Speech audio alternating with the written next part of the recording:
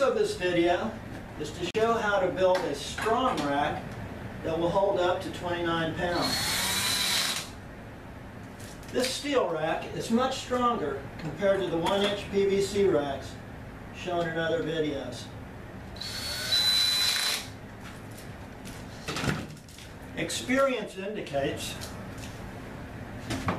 if you have a longboard or an SUP, you will likely have problems with 1-inch PVC racks or commercial racks. The racks shown do not shift or bend with a 29-pound board. They have been tested for many hours on rough roads.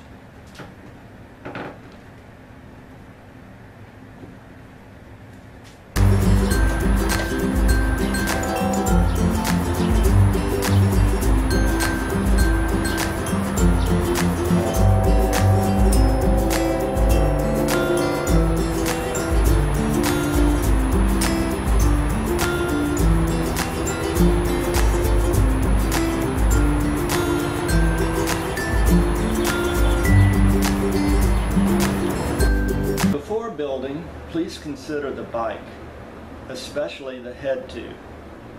This is the head tube, top tube, down tube, seat tube, and seat post. Head tube, top tube, down tube, seat post. If there's an 1 3/4 space or more between the top tube and the down tube where it meets the head tube, attach the T with hose clamps.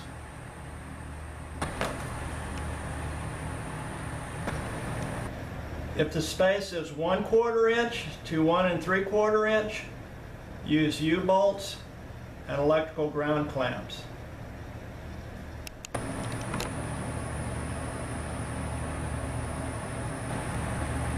If there's no space, drill the T and the top tube and attach with bolts.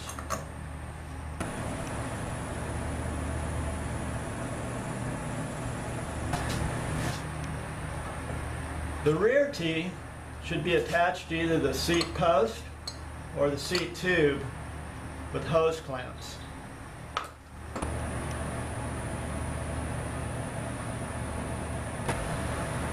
This is the exploded view of the recommended version. Cost about $30. Hose clamp. 3/4 inch rigid plumbing tee cut in half. 3/4 inch EMT connector steel. Steel, not cast zinc. Cast zinc will break, very important. 3/4 inch EMT electrical metallic tubing. Pipe foam insulation. 14-2 romex electrical wire.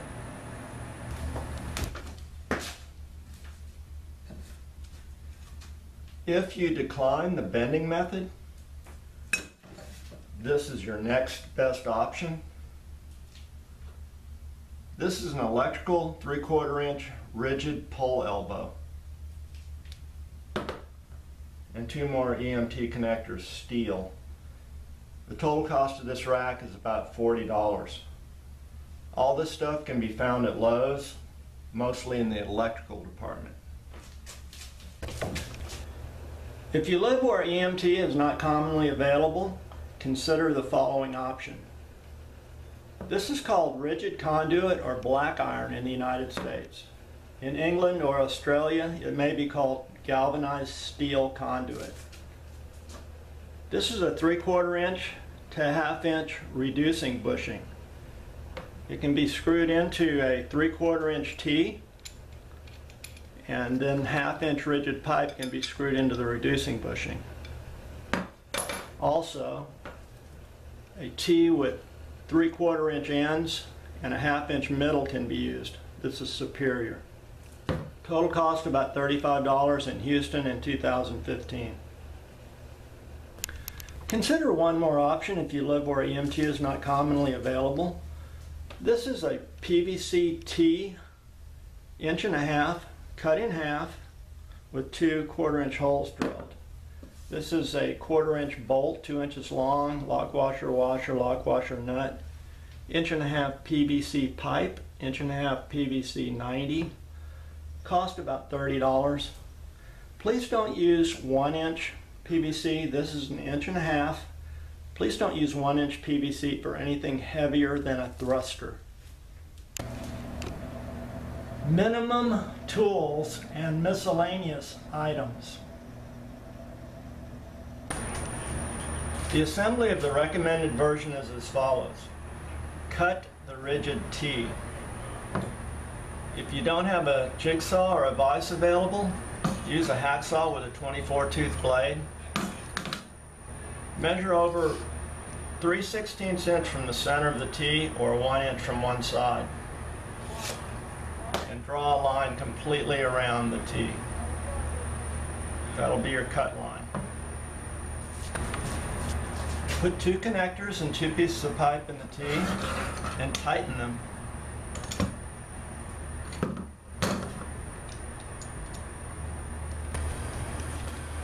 Put the pipe on the bucket and the knee on the pipe to pin it down.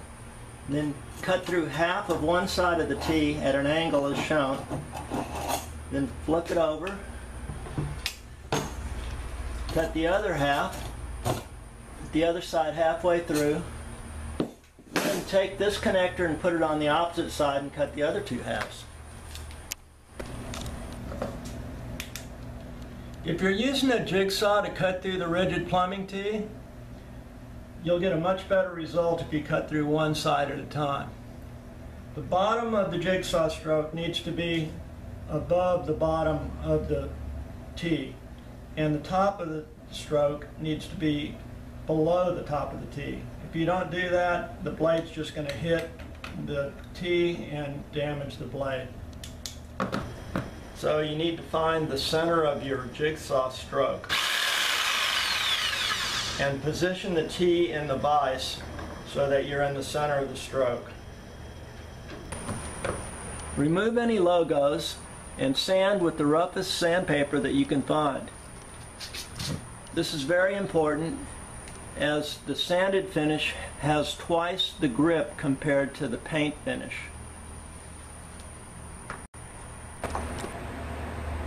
Finish sanding vertically and scratch deeply. Apply epoxy from edge to edge in a 1/8 inch thick layer. Do this on the head tube also. This bike has exactly 1 3/4 inch space, so we're going to use hose clamps. Okay, these hose clamps do separate.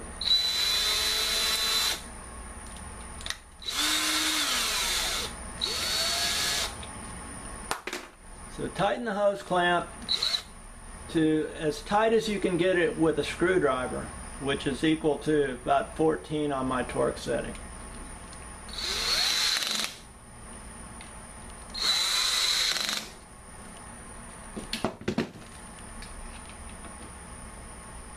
And I just can't get it any tighter with my hand.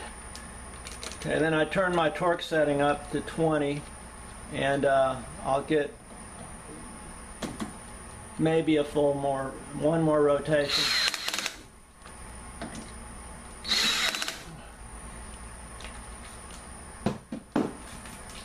Using a screwdriver alone, you cannot get enough tension on this to properly tighten it so it doesn't move. After you install these hose clamps and before you use your racks the first time, you should come back and check the tension on these, because these clamps do loosen very slightly. These bands stretch. Notice this. This is epoxy. It's this specific epoxy. It's 2,500 psi epoxy. It's great stuff. You just put on a 1/16 to an 1/8 inch layer right against the side of the T, and that will keep it from shifting that direction. I've tested it, I've slammed on the brakes, and it will not shift. If there's not enough space between the tubes to allow hose clamps, then you can use U-bolts and ground clamps. Get a U-bolt that's made for 1-inch pipe. The tubing on your bike will probably be 1 1/8 inches, so the U-bolt will be small, but don't buy a larger size because it'll slip. But take the U-bolt and spread it about 3/4 of an inch by hand, and then slide it over your tubing and bend it back. You can use pliers if you want, but be careful not to damage your threads. Keep your nuts on the end. Your ground clamp comes threaded on the bottom, and the bottom part is the part you want to use. So you want to drill these threads out with a 1/4-inch drill, and then it'll just slide on your U-bolt. It will help greatly to have a deep socket when tightening these U-bolts.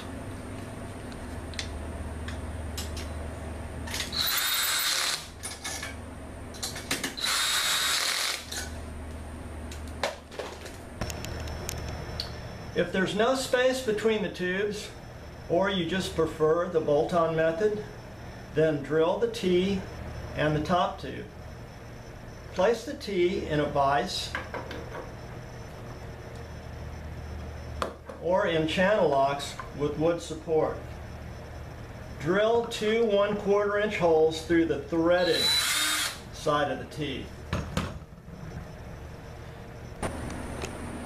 Place T on top tube and start drilling top tube.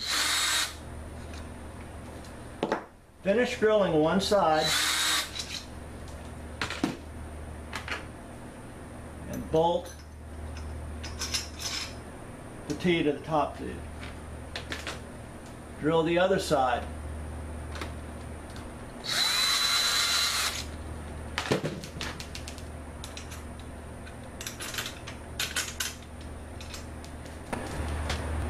Use lock washers and tighten it about 1 rotation tighter than you can get it with a screwdriver.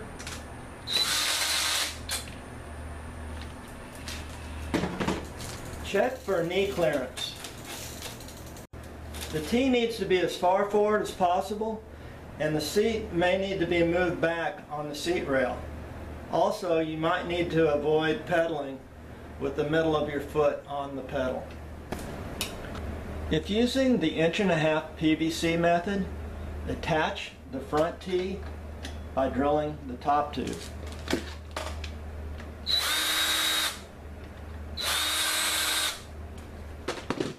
Notice these corners can be cut off. This will allow you to slide the T further forward and give you about a 1/2 inch more knee clearance.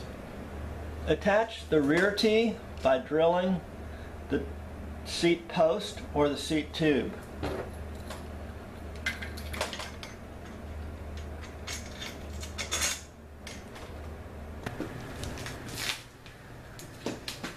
The bent pipe version is cheaper, stronger, and easier. Bend the pipe yourself at the store with the store bender. Put the pipe in the hook of the bender. Slide it about 1 foot from the end. Place the heel of your foot and most of your weight on the back of the bender through the entire bend. It'll probably take 5 or 6 pumps, and the first 2 or 3 pumps should get you to 45 degrees.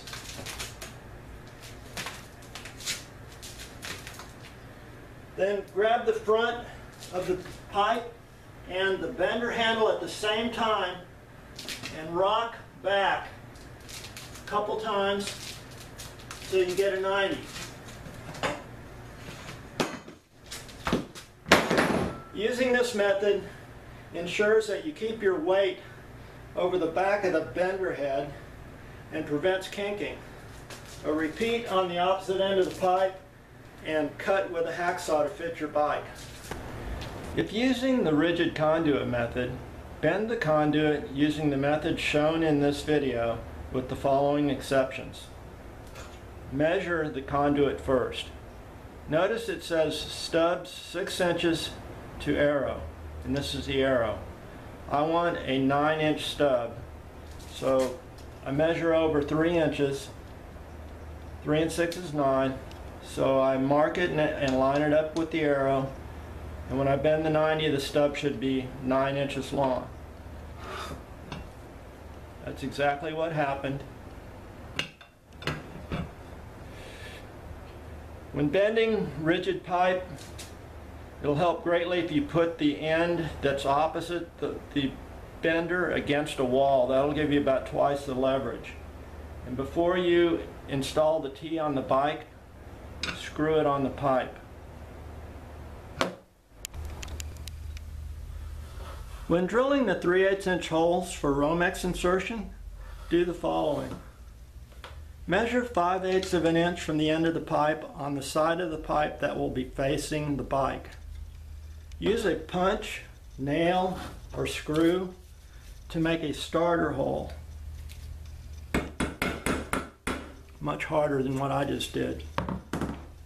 If you don't do this, the drill bit's going to wander around because this is a curved surface. It's very important. Use this technique if you are going to drill 1/4 inch holes in the bike frame also.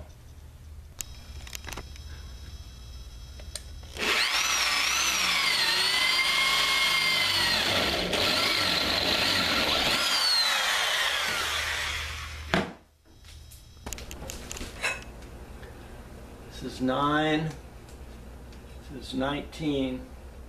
Yours will be a little different depending on where you put your clamps, but you want to have 2 inches of pedal clearance and 1 foot from the floor when the bike is straight up and down. Notice this hole is 3/8 of an inch with Gorilla brand duct tape wrapped around it. Any sharp edges should be removed with a pair of pliers or a file.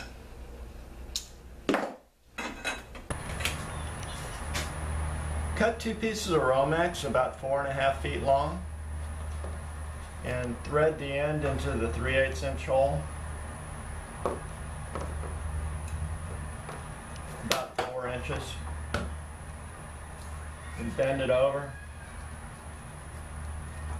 and twist it around twice, at least twice. Put some Gorilla brand black duct tape over it, over the end.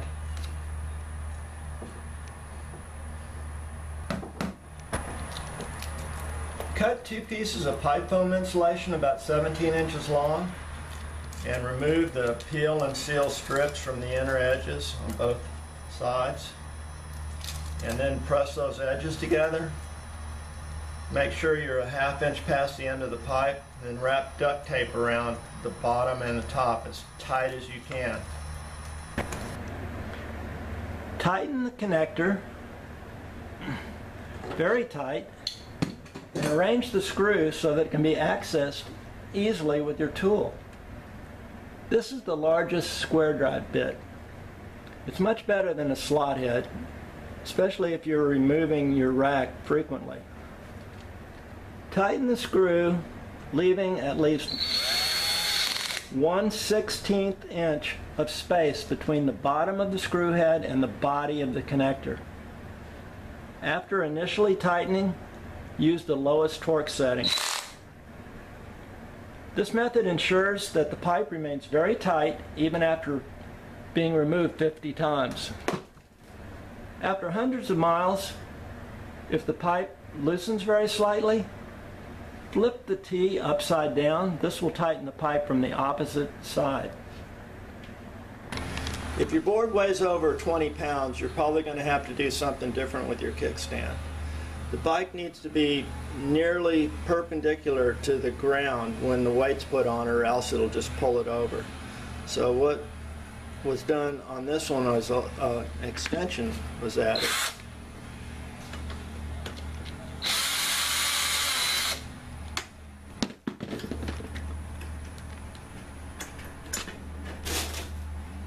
as you see. Also, you can get an adjustable kickstand. These are good for up to about 20 pounds. 29 pounds won't hold it. This is a button type kickstand, but it won't hold 29 pounds. So an extension was added with a hose clamp. The kickstand extensions are made from 1/2-inch EMT, electrical metallic tubing. The short extension was put in a vise vertically and cut with a hacksaw. Originally looked something like this, and a needle nose pliers was placed in the cut to the end of the cut and bent back and forth until it broke like this one. The long extension is connected to the kickstand with a hose clamp that's half on the EMT and half on the kickstand.